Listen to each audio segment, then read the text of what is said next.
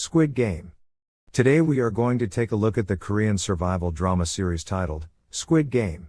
I will explain episodes 7 to 9 in this video, and if you missed part 1 and 2, make sure to watch them first. Also, if you are new here, I would love to have you as a subscriber. After the devastating marbles game that killed some of our favorite characters, the cleanup crew takes out the deceased. As the survivors trudge back to the dorm, they learn that player 212 has survived too. She was simply taken back to the dorm to wait for the next round. Going into the 5th round, there are 17 players left for a grand total of 43.9 billion won. The remaining players are not in a good mood, especially player 69 whose partner in the marbles game was his wife. He has a mid-level breakdown until Sang-woo lectures him into shape. He gradually starts addressing the entire room, and you can just tell he is rationalizing his own actions, having essentially tricked Ali into his death. Meanwhile, the frontman learns that Junho is still on the loose, but he has more pressing matters to deal with since the VIP investors are en route to the facility. More determined than ever to track the imposter down, the frontman discovers he has been in his personal quarters. He soon learns of a body being washed ashore. The body that's discovered is the one Junho tossed overboard during his infiltration and planted his ID on. The frontman takes a good long look at that ID, indicating that he knows this man. The VIPs all arrive wearing very fancy animal masks. The frontman greets them and says that the host can't be there due to some urgent business. Junho happens to be in the vents and he listens to all of this transpire. Given that everyone here wears a mask, it makes Junho's job easier to skip around and pose as different workers. So he knocks out the waiter and steals his outfit to get closer to the VIPs.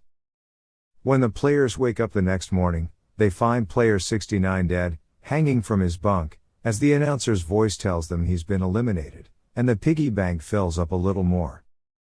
The 5th game is about to begin. Everyone is much more miserable on this day, as they make their way up the staircase. The frontman introduces the game to the VIPs, who are lounging around with human footstools in an exotic room. Each player is told to choose a mannequin and put on the corresponding vest they're wearing. There are 16 vests and the numbers on them correspond to the order these guys will be playing in. As Gi-hun deliberates, everyone else grabs the remaining numbers, leaving only 1 and 16, the two most dangerous numbers, he theorizes. Luckily, the decision is made for him. Player 96 politely requests to be number 1, leaving Gi-hun to reluctantly pick vest 16, meaning he will go last. This game is called Glass Stepping Stones. There's a giant bridge and it consists of alternating stepping stones made of either tempered glass or normal glass. The tempered glass will hold the weight of 2 people, but the normal glass won't even support 1. With a time limit of 16 minutes, the game starts and player 96 makes it 1 step before falling to his death. The others soon step across the glass, jumping from left to right. With time running out, each player begins to grow impatient, pushing the one in front. When Dok-soo ends up at the front, he refuses to take a step forward, demanding the others behind him go ahead. Well, that is until he comes face to face with player 212, whom Dok-soo kicked out of his team earlier. She sacrifices herself, taking Dok-soo with her as the pair fall to their doom below. Meanwhile, in the VIP area, one of the guests takes a liking to the disguised Junho, ordering him first to sit beside him to fill his drink, and then to remove his mask. Junho refuses to do so. Instead, he encourages the sleazy old man to take him somewhere private. The man strips down and orders Junho to give him a blowjob. But Junho holds a gun up to him and starts recording, demanding to know everything about the games. Sang-woo, Se-byok and Gi-hun are among the few remaining in the game, including a glassmaker who can identify the tempered glass. With his help, they manage to jump onto the proper glass. Since the glassmaker is able to examine the refraction of the light through the glass, the frontman changes the settings to make it harder for him. Now the glassmaker needs to analyze the sounds of the glass to determine which one to jump onto. He asks if anyone has an object he could throw, and Gi-hun gives him Il-nam's marble from the previous game, which he has been carrying ever since. But 1 marble isn't enough for 2 panes of glass. Since he's taking too long, Sang-woo pushes him through the final pane to his death, and the 3 main characters make it across. Seconds later, all the remaining panels explode behind them. The three finalists make their way downstairs, heading back to the dormitory. It feels like Sang-woo is fully on the dark side now, and his relationship with Gi-hun is badly suffering. Se-byuk looks scared and aloof, then we learn that she is severely hurt with a giant chunk of glass wedged in her stomach. She pulls it free and bandages the wound, but it's a bad one. Jun-ho escapes from the facility using one of the dive packs. The front man and several goons pursue him in a speedboat. Jun-ho manages to make it back to the island with his phone kept in a watertight bag, holding all the evidence to what's going on here. He calls his superior and requests that he locate his signal and send a whole squad there. He also sends him several of the photos and videos he has taken as evidence, but there isn't enough signal for the messages to get through.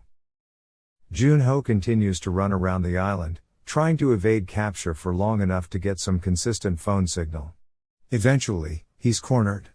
The front man knows plenty about the gun loading policies of the Korean police, so he knows that Jun-ho only has one remaining bullet, which he promptly puts in the front man's shoulder. But that doesn't do much. Jun-ho asks who the hell he is, and finally the twist is revealed. The front man is indeed Jun-ho's brother, In-ho. He asks Jun-ho to make this easy, but he won't. So In-ho shoots him, and he falls off the cliff into the ocean. Several fine meals are prepared for the finalists on a table in the shape of a triangle. Gi-hun and Sang-woo angrily stare at each other while eating, and Se-byuk does her very best to remain conscious, barely touching her food. After dinner, they are left with a steak knife, and back in the dorm room, each sit on their bed and presumably contemplate stabbing the others. Se-byuk, though, isn't looking too good. Gi-hun approaches her, and after a brief conversation about her family back in North Korea, they agree to make a deal. If either of them can make it out of this, they'll look after each other's loved ones. Before he can swear to this, though, Gi-hun realizes that Sang-woo has fallen asleep, and begins to cross the room with his knife drawn, ready to kill him. Se-byuk tells him not to and reminds him that's not who he is. After that sage advice, she begins to lose consciousness from the blood loss. Gi-hun summons help, but the guards enter with a coffin, not a doctor. When Gi-hun turns around, Sang-woo is standing over Se-byuk's bedside, having cut her throat. Enraged, Gi-hun picks up his own knife and lunges at him, but the guards separate them. There's still a final game to play after all. Sang-woo and Gi-hun are the finalists, and the last game is called Squid Game. It is a game they played as children and they are well aware of the rules. With the VIPs watching from above with interest, the frontman confirms that this game is the most physical and violent from childhood days. Gi-hun has a pocket knife, which he intends to use to try and win this game. As rain falls, the two men slug it out. Stiff punches are traded while Sang-woo manages to grab the knife and stab Gi-hun several times.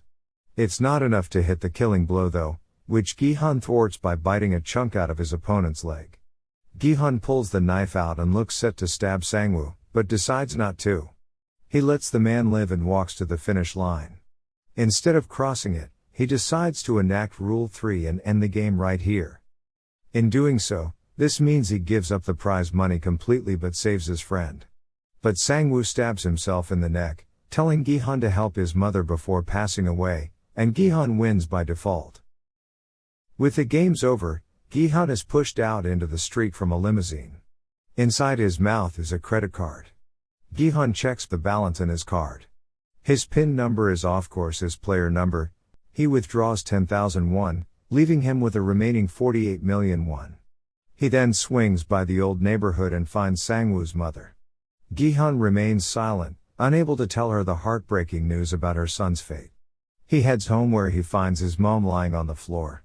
Despite doing all he can for her, his mom has passed away.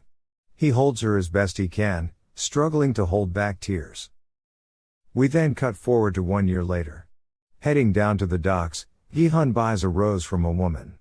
Attached to that rose is a black envelope with a red ribbon.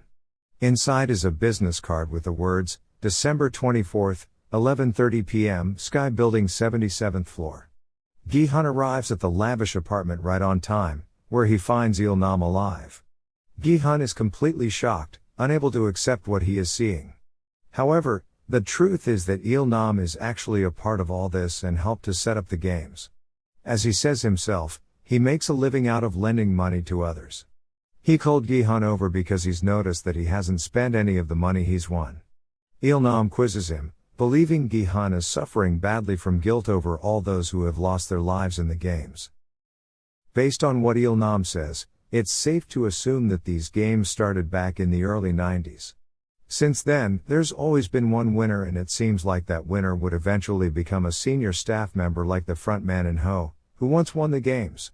Il-nam is also the host of the games and created this game as a way of having fun.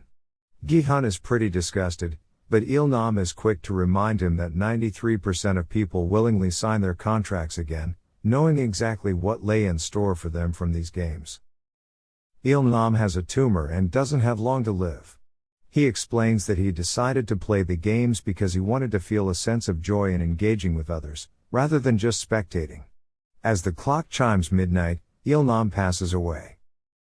With Gi-hun finally learning the truth about the games, he undergoes a drastic transformation. He gets his hair dyed red, heading off to help Se-byok's brother. He brings her to Sang-woo's mom and asks her to look after him. As he walks away, Sang-woo's mom opens the suitcase to find it completely packed full of cash, with an accompanying note, "It's the money I owe Sang-woo." Gi-hun is en route to the airport to visit Se's daughter.